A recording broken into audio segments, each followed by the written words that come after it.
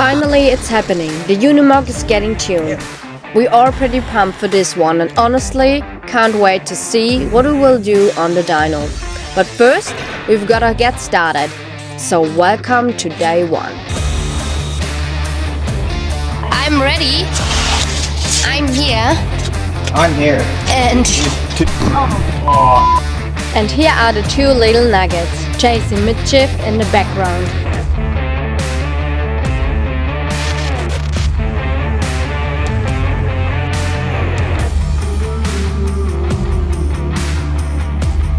G'day guys and welcome back to this week's episode. It's a very special one for us because we drove 3 days straight to come up here to hot Queensland because we're finally getting to play with all that stuff here.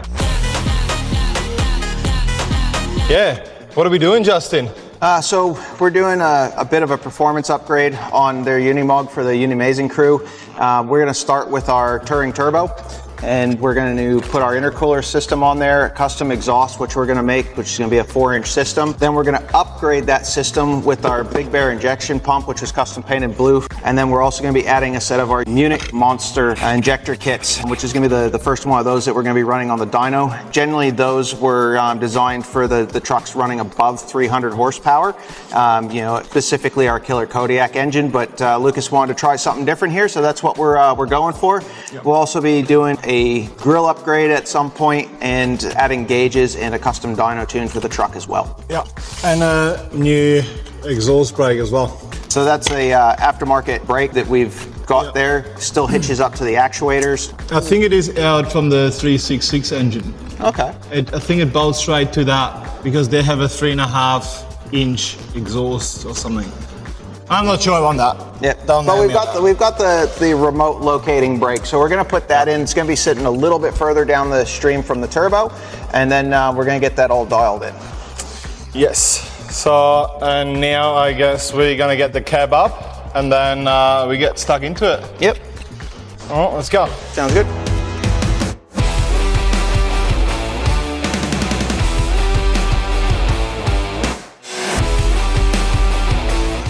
It is super hot. We're just in the process of getting the cab up. Aaron, with your wiring, we're going to redo that when you up on your legs again, all right? With the lighting and stuff. Have to overhaul that.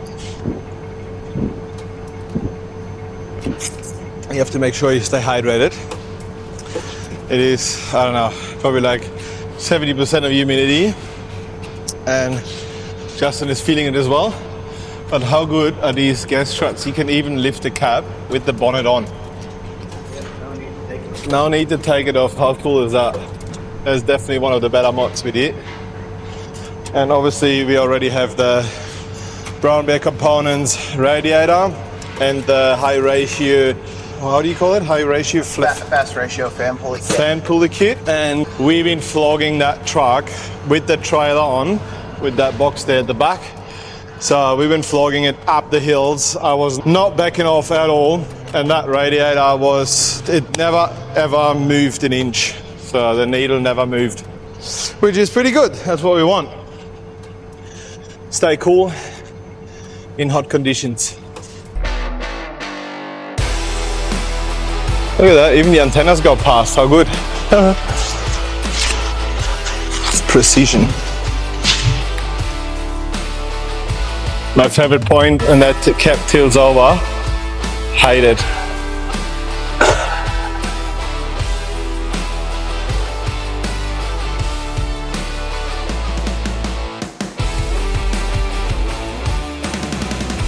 What's that?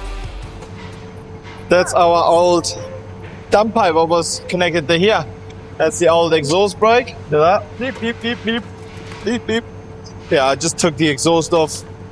And now all that has to come off. That's the old turbo.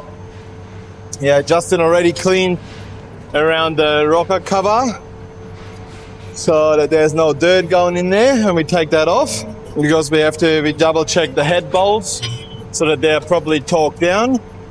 So I do the dirty shots, and then we can do these things.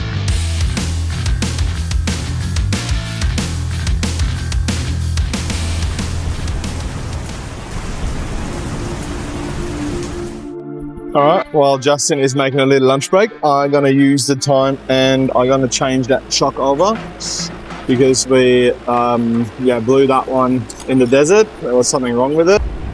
That thing is bleeding. It's fucked. But Iron Man replaced that under warranty, which is amazing. Fuck me, that everything is hard up and it is so hot. I'll show you real quick. That's the bolt I have to get out. That one here, and it is all the way in there. So I need 2 hands for that. Sorry, you're just gonna keep seeing me sweat. Sweat, baby, sweat.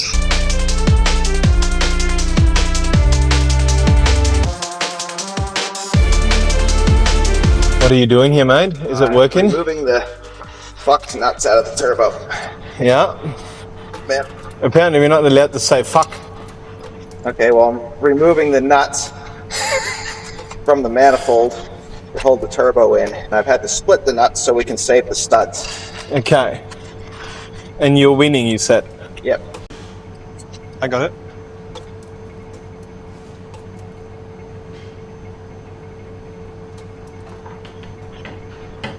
There you go.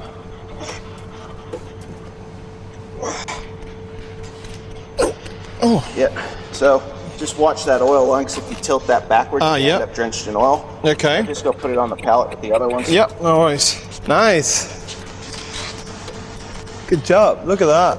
Yeah, so that's where we're at so far. There's so much more room.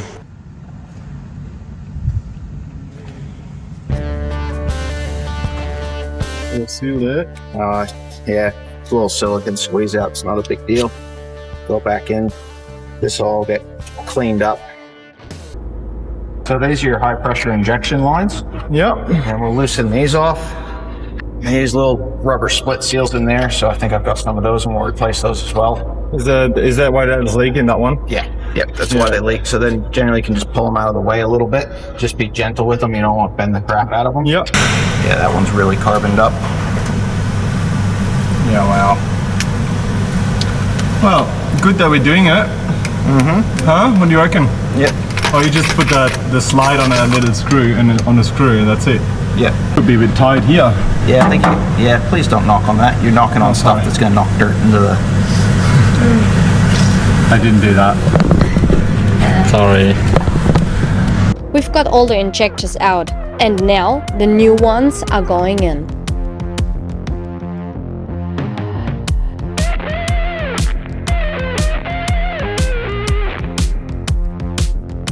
Now, technically the torque pattern goes back, forth, but if you're working one way on the head, it makes no difference.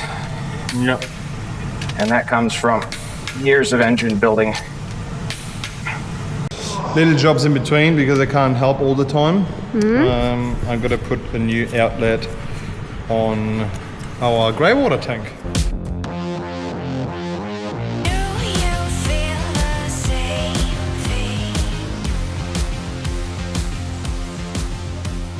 Good morning on day 2, Justin. Guten Tag.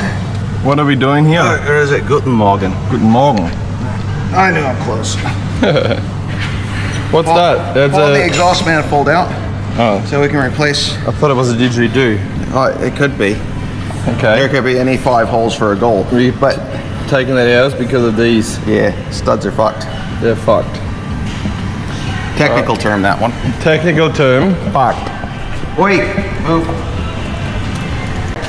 Get this in the vise, That one. and then probably, if I can't twist the stud out with a little bit of heat, then what we'll end up doing is then cutting them flat and then drilling them out in the press. Alright. So fingers crossed, but my hopes are low, to be honest.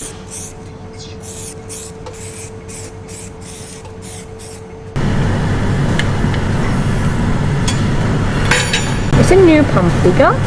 Actually, It's physically the same size. Oh, yeah?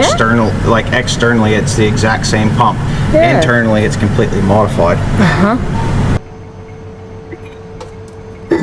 There's an O-ring seal on the end of there, and then your bearing sits in there. So if you tilt that forward, so you got that keyway there, which aligns the gear.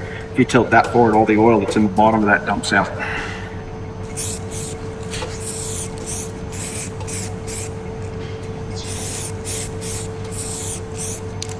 We actually put that one in here. Yeah, so we've got the pump in here, and this pump's a modified pump as well. This is what our big pair pump would be, and then we did a custom blue for Lucas and Jess, and got it sorted. This is going to provide quite a bit more fuel in there for the new turbo setup. We've got the Munich Monster injectors in there as well, which we put in on day one. All the valve clearances are done. We've upgraded the bolts and everything in the head as far as for the valve cover, and then we've made sure that the head was completely torqued all the way across. So we'll get the turbo and the intercooler in hopefully this afternoon, weld up a few bits there, and then we can start on the custom exhaust after that. That is probably something for then tomorrow morning. Yeah, that's a day 4, day 5, day 6, Yeah. probably 7. He told me he can do it quicker, right? Yeah, I told him I can do it in 2 hours. So there you go. Yeah. And we got a new gasket in here as well. Just want to point that out because we had a bit of a leakage there. Let's show the turbo real quick. Yep, so the turbo's over on the other bench. Oh, let's walk over. Oh, we got a bit of a comparison here because we have the old version. Yep, so that's your stock standard turbo and brake, and it's a bit different of a setup. You know, we're running a much better and bigger compressor wheel here, so it has a higher flow rate to it. And then we've tightened up the backside on there to give it a better spool. So you see the compressor wheels are much larger than what's used in the factory turbo, and what's that going to do is baby ones. give you a lot more airflow, and they'll give you basically from about 1600 RPM up to about 2500 is a good torque band, and then after that, that's where the horsepower starts to really take over. Yep. Yep. And what does he guesstimate? I said before, I don't know, just guesstimate. I always like these things. Well, usually between about 190 and about 220 horsepower is where we see these sit. Yeah. So depending on how we tune it and where we want it at and what the truck's doing on the dyno as an initial thing, make a better judgment from there. But I'd probably pretty safely say we'll be a bit over 200. Yeah, I would like that. Yep. I would like to see and then that. The more important thing is how much torque we're going to make, and I would say that we're going to be between about 700 and about 820 newton meters of torque on that. That would be awesome. Yeah, and we're coming from? Oh, we're coming from, I think when we dynoed it last time, you were like 78 horsepower. No, 78 horsepower. Yeah, 78 horsepower, and it was down on the torque too. Is like either the high 290s or like low 300s. I'd have to go back and double check. But I think a lot of that would have been contributed to the valve clearances, especially on the intake side, were super tight. There's basically almost no clearance in there, so that would have been hanging the valves open when the engine was hot, and not giving it proper combustion and making it a little bit laggy too, and the fuel economy would have gone to shit real quick. So. Oh yeah, it is pretty bad to be honest. We drove up here with 34 liters, but we've been towing a trailer, but we estimate like we are usually like in the mid 30s sort of. Yeah, using quite a bit more than what it should. Yeah. So hopefully we see an improvement, and then you're definitely going to see an improvement in power. So that's going to be for sure. That's going to be so exciting. So now we're going to get that baby in. Yep. And hook up all the gauges to it and stuff. I'll probably do the gauges last. So I'll get the turbo in. I'll get that clocked and everything set up and in there. I'll take the oil drain off the old turbo because we reuse that. And then we'll get the intercooler in, and then we'll do all the piping for the intercooler, and then that will be all done, and then it's a start on the exhaust after. All right, so that is the goal. That has to be in today. That's the goal. Yep. All right, cool. Then we're definitely going to show you how we're going to put it in, and as soon as we get started on that, we're going to get Jess out because I'm still working on the cap lift kit, do a bit of modifications there, a bit of a prettier thing. So, and then, let's get stuck into it. And I'll show you something else that you guys need to see. If you go on and you search on the internet, you can find our OnlyFans section. So all there is OnlyFans. OnlyFans. There you go. With the brown bear intercooler in front of it.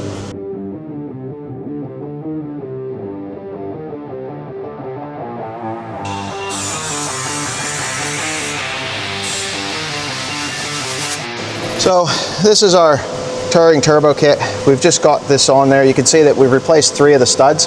Fortunately, I didn't have a 4th stud, but what you can do is you can use a high tensile steel bolt. These have been drilled out and helicoiled due to the repair that was needed on there. They were basically rusted and seized in there to the point where you weren't getting them out. This is already drilled for the EGT sensor. We've got our feed line here, which goes into the block. So that's a -4AN fitting. Custom braided lines that we have made up for our kits. We'll now clock the turbine housing so everything's sitting relaxed, so it'll take the stress off the rubber hose down here, so that'll actually allow it to clock a little bit. Once that's set, then when we go to install the intercooler system, we'll then clock the front housing as well, and we just do that by loosening off these couple of bolts and then get that into the correct position. And that's the same for any type of intercooler housing or piping or whatnot to the turbo. I just quick want to jump on here and give you a little bit of a rundown on the cat lift kit. What I'm doing, we pretty much copying the factory cat lift kit. You can order these Unimogs like with 100mm cat lift kit already. So what you do is pretty much I made these spaces. So, and the kit I got from Stuart Bucket from WA. He's was so kind and make me one. If you want one of these, maybe just send him a message. He might make you one as well. It is a DIY kit and it is definitely a little bit of work. So you definitely have to know how to weld and use the grinder. Or if you have a bandsaw, you can use a bandsaw too. Obviously we have 4 of these. Yeah, and they're obviously going under the cap. So the issue is also like the middle console is mounted to the chassis.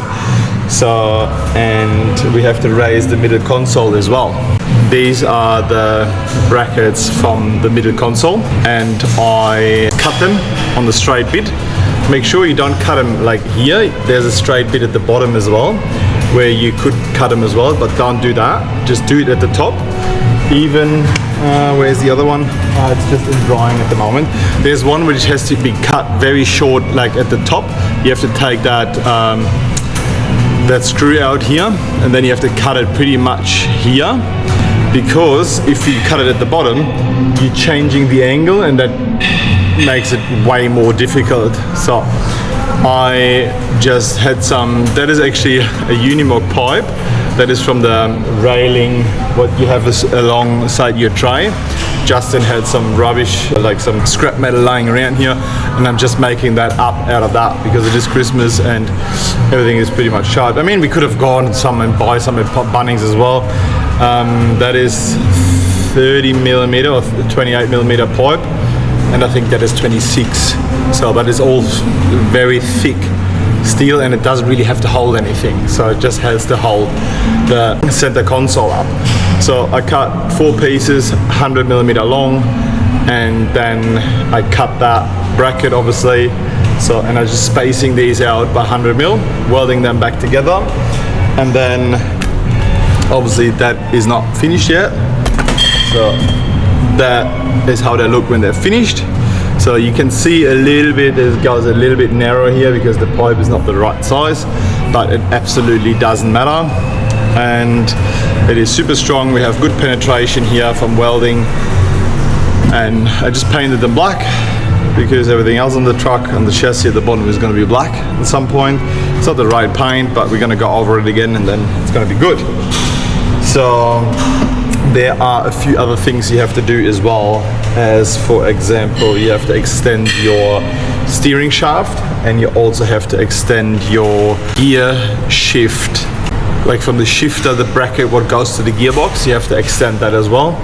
But that all comes in the kit. You just have to cut it and then weld it back together. Obviously every Unimog is a little bit different, so I was lucky that Justin has a lathe here at the background. So, and we had to actually machine extension piece down on the sides a little bit because it was too thick to fit into my pipes. You could have also drilled the pipes open, that would have worked as well. That's what I would have done if I wasn't here with Justin. And you also, there's like a few modifications has to be done on the throttle linkages. There's a bracket coming for it. Also my Unimog is a bit of a thicker rod what goes across, let's say. And I'm gonna have to drill that hole a little bit more open, and that is all it is pretty much. So you have to be a little bit handy on the tools to do these kind of things, but if there's a will, there's a way. So you definitely can get it done. I'm gonna clean these up now, and then I give them a paint as well. I've got 2 more to go. The other one is hanging in the background there for drying, and then we can put them all back together, and then we raise the middle console.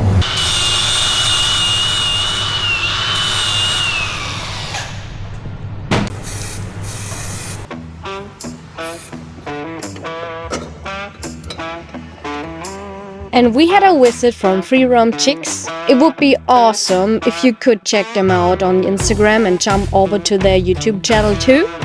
They've got a really cool project going on. Let's have a look. It's the second time that I try this recipe. And the first time... How was the first time, babe? Oh, the first... Dry and awful.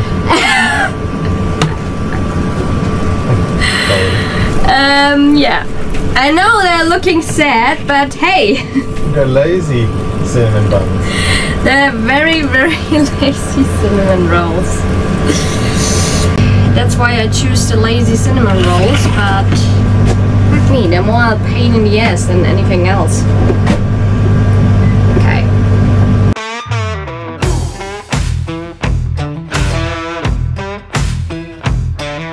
And the cool thing is, if you have one of these radiators, the intercooler bolts straight to it. Yeah, so right? there's no need to drill or align or anything like that. We've designed it so everything bolts together as one. I just wanted to mention that because I see it everywhere. They're like, the people put intercoolers in front and then they cut their front grille. Yep. So, and I think that is just the weirdest thing to do, because these are actually, that is not a very strong thing. Yeah, because they're really thin alloy. It's soft. So as soon as there's a rock flying up, and rocks do fly up because we have example A up there, if you can see it, under the NNG, there is a huge rock just went into our windscreen. And don't cut your grills there, you know. What you do is you do that. Justin makes custom grills, and obviously there's the mesh is still missing in these, but they will all come later on. I have to take that home like that because we have to get it powder coated first, and then yeah, that's all going to be fixed and safe. Yeah, this one was a little bit of a rush job before Christmas, but we've got it all together, so it actually sits out about another 55 mil further than the standard grill, which then allows it to give full length proper coverage of the actual intercooler radiator setup. So when you cut the slats out, there's nothing there to protect it. No, nothing. So, you know, anything that flies up from the road, another vehicle, even sticks, big bugs could damage it. Even if you're crawling through the bush and so that's what goes through it. Yep, that's why we do them out of mild steel. They get sandblasted, zinc coated, then color coated. We put a stainless steel mesh in there, and that keeps them pretty good from rusting. They are a mild steel grill, so the nice thing about that is if you bend it out in the bush or if you crack something, you can fix it. You can fix it. Yeah, it's not like running stainless steel or alley or fiberglass where it'll just rattle itself apart. They're pretty sturdy. Yeah, and if you have a logo, you can maybe get it in. And I'm gonna get the camera girl now. Let's see what she's doing.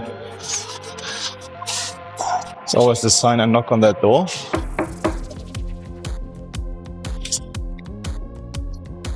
Ta-da! There she is. What are you doing? Working on the computer. Oh yeah? Working on the new episode. Nice. Simpson Desert, right? That's the last video. Last video, cool. Finally. All right, you want to come out and give us a film soon? Yeah, that sounds cool. All right. All right. There you go. Brown Bear components, air-to-air intercooler, which bolts straight up to our custom-made alley radiator that we do as well. So we generally try to keep both in stock, but there can be a little bit of a lead time at some points during the year, depending on how everything's going. But this is put together for us by PWR and then designed in conjunction with us to have everything set up. We use billet ends, so they've actually got a barb on them. They're not a tube rolled bead, so it's a much stronger setup. And then we've got this angled correctly so we can run hopefully the PTOs on here as well. We haven't had a chance to test it on a PTO truck, but it's a nice size core, and it just slides right in for the most part. Sometimes can be a little tricky. You don't have to put any extra rubber grommets or anything in there. Everything's already reinforced. So I always just put a piece of 2x4 or 50 by 100, whatever you want to call it. Just gives us adequate clamping force, and then nylocks on the back side. And these are designed specifically to go straight onto our radiators, but will also work on the factory radiator as well. So once you've got these kind of in place, we pull the block up while they're still loose, because otherwise you won't get the block out of there unless you don't have the elephant ears on there. And that's how that goes on, real nice and easy. You can put them on with the cab up or the cab down. They're easy enough to get to. You do have to drill the factory radiator. We do suggest that you get these with the block underneath them, so using that 50 by 100 block, just to get them kind of roughly at the right height.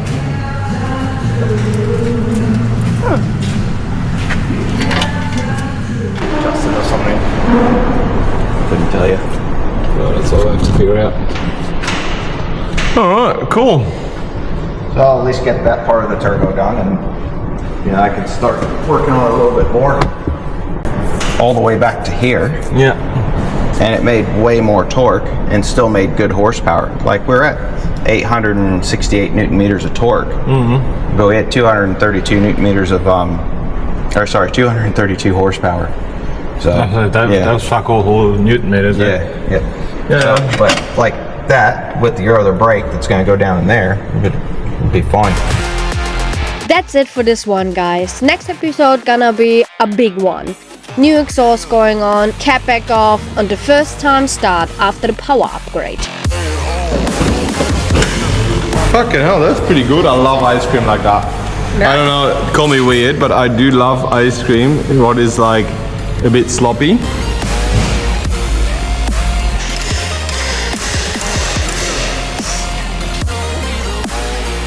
But let's just say, something happened we really didn't see coming.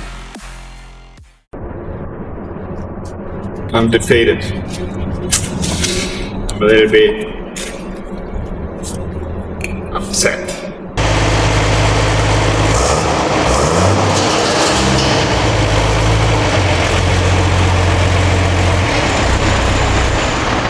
So yes, it's still there. Thanks for watching, guys. Cheers. Damn.